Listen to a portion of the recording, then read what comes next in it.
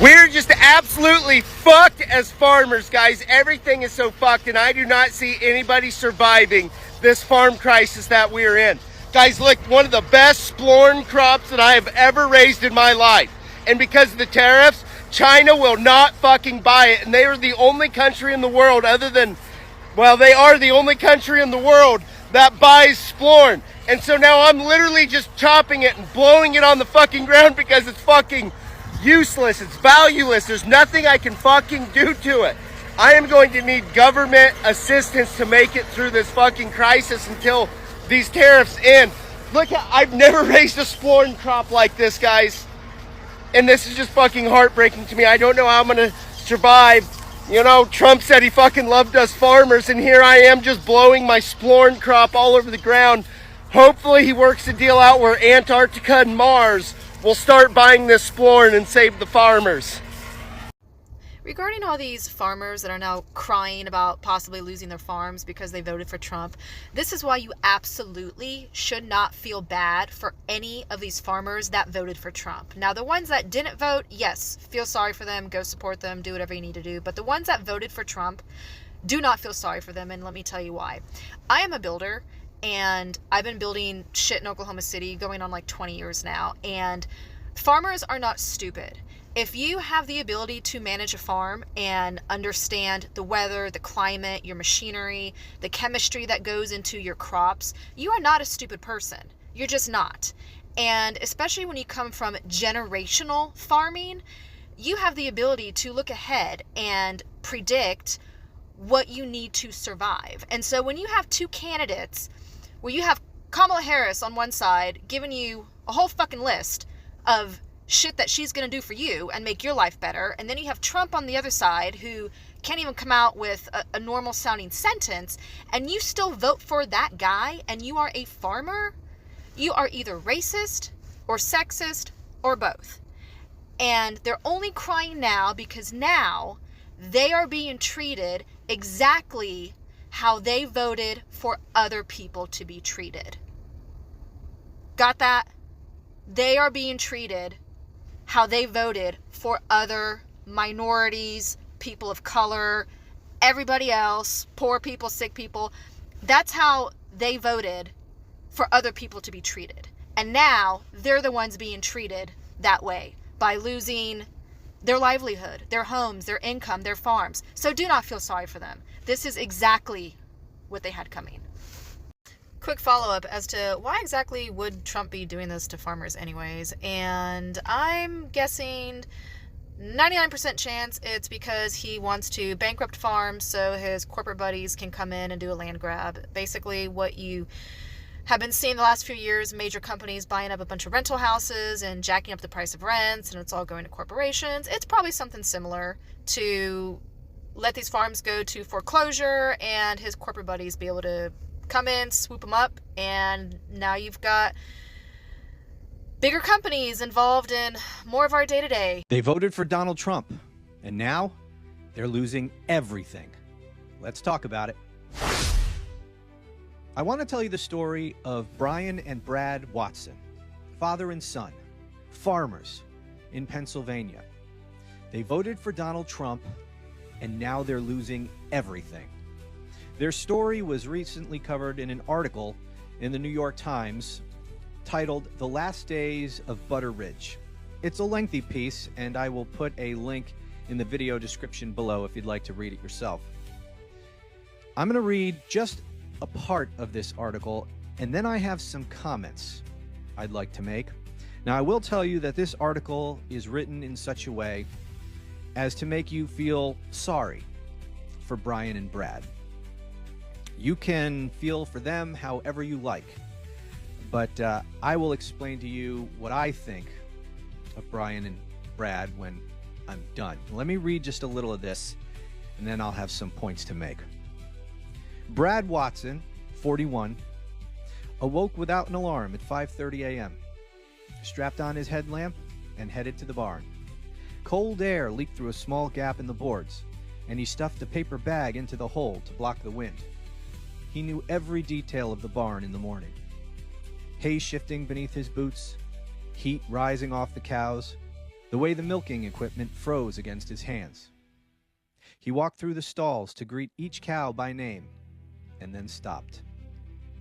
It was Meg, a purebred cow, one of his best. She had flipped over her stall in the night and twisted in her chain, strangling to death.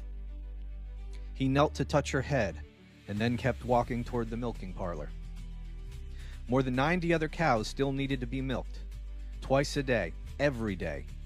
And that work never stopped for a weekend or a vacation or a dead cow or any other crisis during a winter in which his family dairy business was beginning to unravel. He guided the cows into the parlor one at a time, patting their flanks to help them stay calm. "Come on, girls, settle down," he said. He hooked each one up to a machine and watched the milk start to flow as he ran through the numbers again in his head. His milk check came every other week, and it never covered his bills. Feed, fuel, fertilizer, all had nearly doubled in recent months. Lately, he was losing several $100s each day, and without Meg, the math would be worse. Brad attached the next cow to the machine and texted his father, Brian Watson, 62. "I can't keep going like this," Brad told him. "I could make more by picking cans up off the road. I'm done." It's Joe from Georgia. So this is news out of Texas. But folks, these are alarm bells ringing for the entire United States. And our government is not listening. Overnight, multiple farms in the state of Texas completely shut down.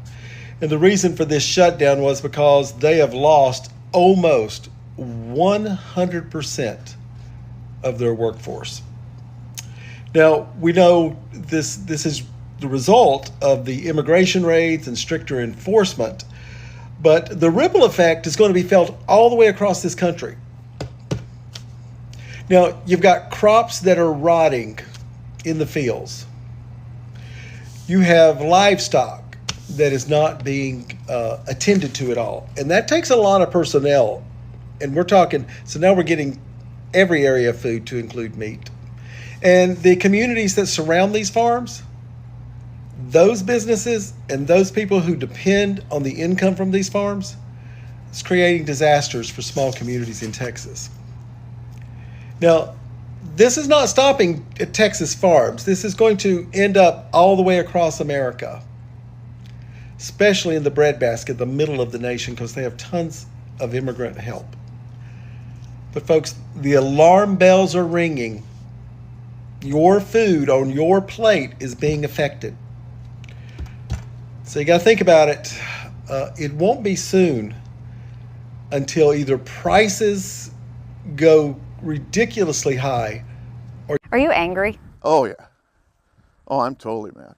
There's no reason for it. This is absolute stupidity. This is a man-made crisis caused by Donald Trump, period. John Bartman is a soybean farmer whose family has been working Illinois land since before the Civil War.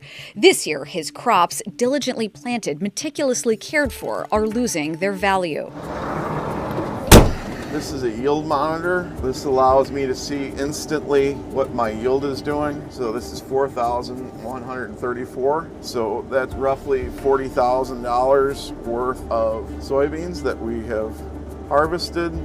And a couple years ago, that was easily $60,000. So that's a major change. This is the economics.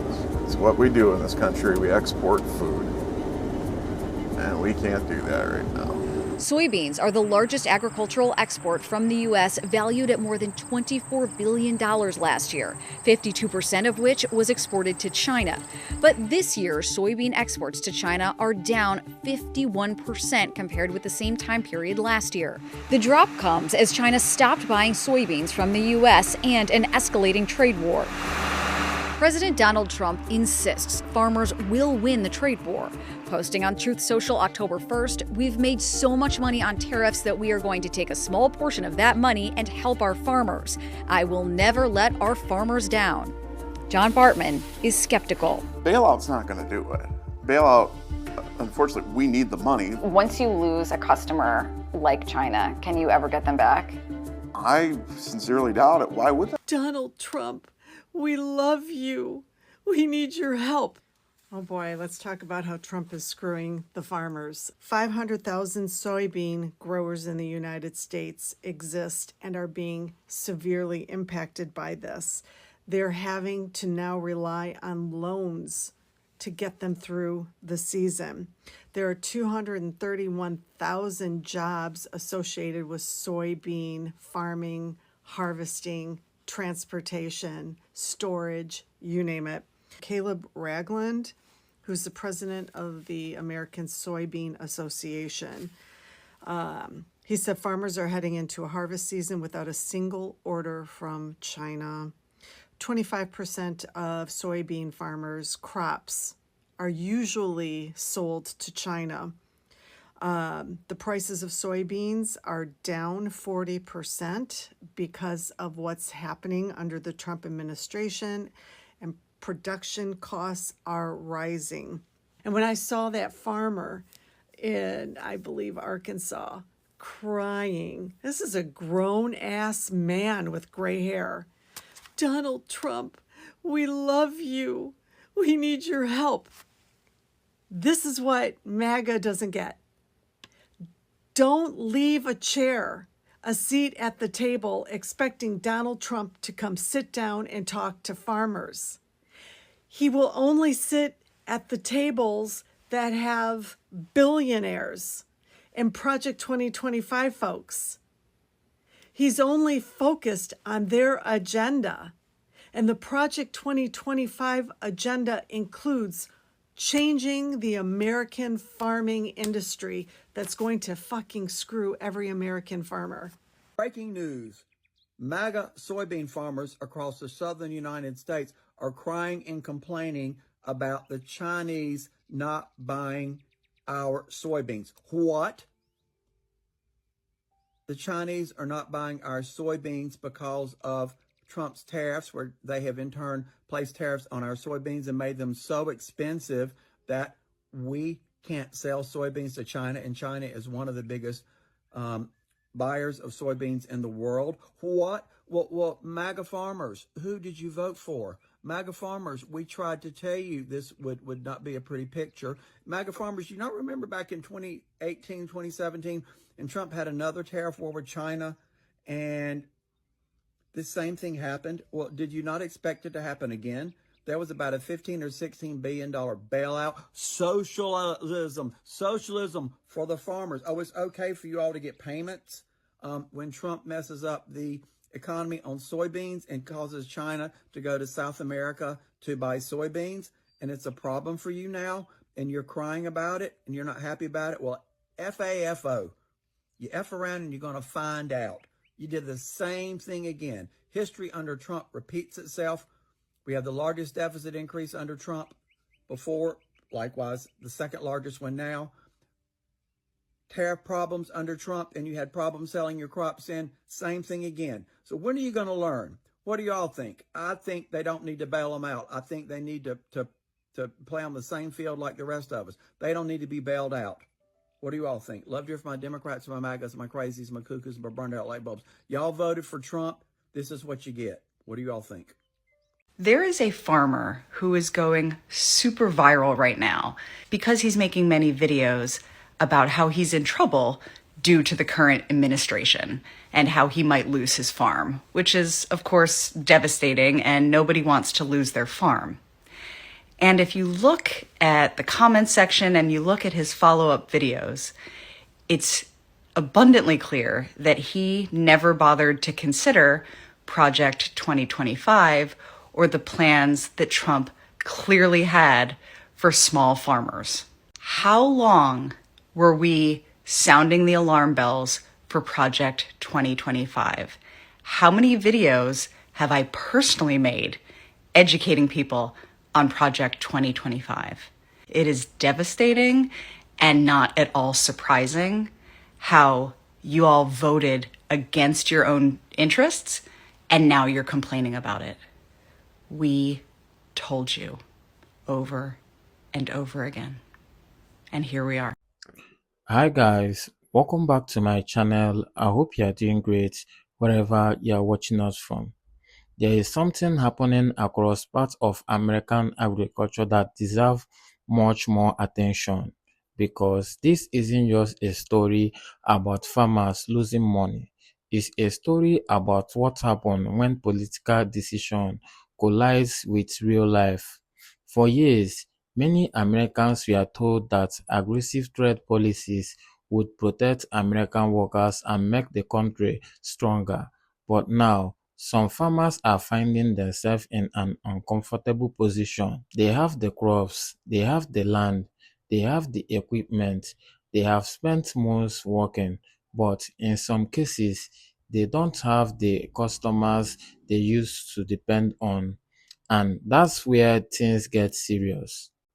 Imagine planting thousands of acres of crops, spending enormous amount of money on seeds, fertilizer, fuel, equipment and labor, and then discover that the international market you depended on has changed. Your crop doesn't suddenly become worthless because you did something wrong. The market changed, the politics changed, the relationship between countries changed, and suddenly you are the person left holding the bill. Then there is another problem that doesn't get discussed enough: labor. American agriculture has relied heavily on immigrant workers for decades. These workers harvest crops, milk cow, process food, and perform some of the hardest job in agricultural industry. So when immigration enforcement becomes stricter, the consequences don't stop at the border. They can reach the farm, and farmers can wake up one morning and discover that the people he depended on to keep his operation running are gone. And unlike a factory, you can't simply shut down the farm for a few months and wait for better condition. Crops don't wait. Cows don't wait. Harvest seasons doesn't wait. The bills certainly don't wait. And this is where I think Americans need to have a more matured conversation, because it's easy to cheer for a political policies when you are watching it on TV. It's very different when the policies affect your paycheck. It's different when it affects your business. It's different when you are standing in a field looking at thousands of dollars of crops and wondering whether anyone is going to buy them. That's when politics becomes personal. And there is something else we need to understand. A struggling farmer isn't just losing money. A struggling farmer can mean fewer jobs in an entire community. The equipment dealers feels it. The truck drivers feel it. The local restaurant feels it. The mechanics feels it. The grocery stores feels it. The entire rural economy can feel it. That's why agricultural problem can eventually becomes everyone's problem. And then we hear politicians promising assistance, government payment, emergency programs, financial reliefs. But here is the question: how long can you keep rescuing an industry from problem created by unstable markets and policy decision? At some point, you have to face the online problem. And that means asking difficult questions. Are our trade policies helping farmers find reliable markets? Are immigration policies giving agricultural business enough workers to survive? Are we protecting small family farm, or are we creating conditions where only the largest corporation can survive? Because if small farm keep disappearing, somebody will eventually buy that land, and the biggest companies with the deepest pocket will be waiting. That's why this conversation shouldn't be about humiliating farmers or saying you voted for this so you deserve it. No, that's too easy.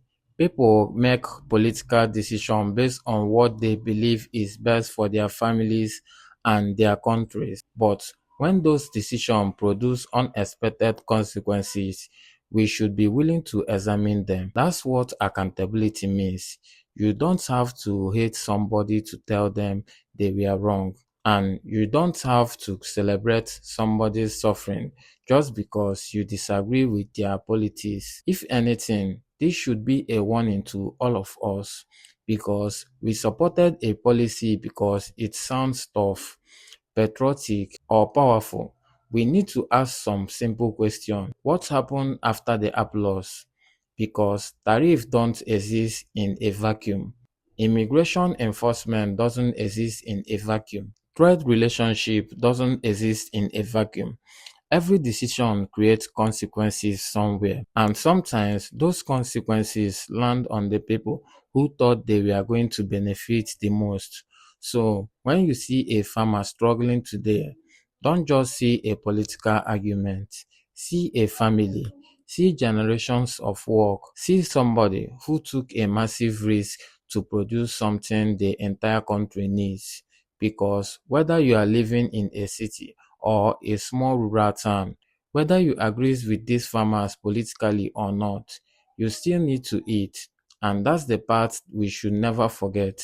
When American farmers are in trouble, Americans should be paying attention because the question isn't simply whether farmers can survive another difficult season. The bigger question is what happens to the country when the people producing our food can no longer afford to keep going? That's a question every American should care about. Anyway, guys, what do you think about this video? Drop your thoughts in the comment section and don't forget to subscribe to my channel, like and share the video to help the channel out. See you in my next video. For now, peace.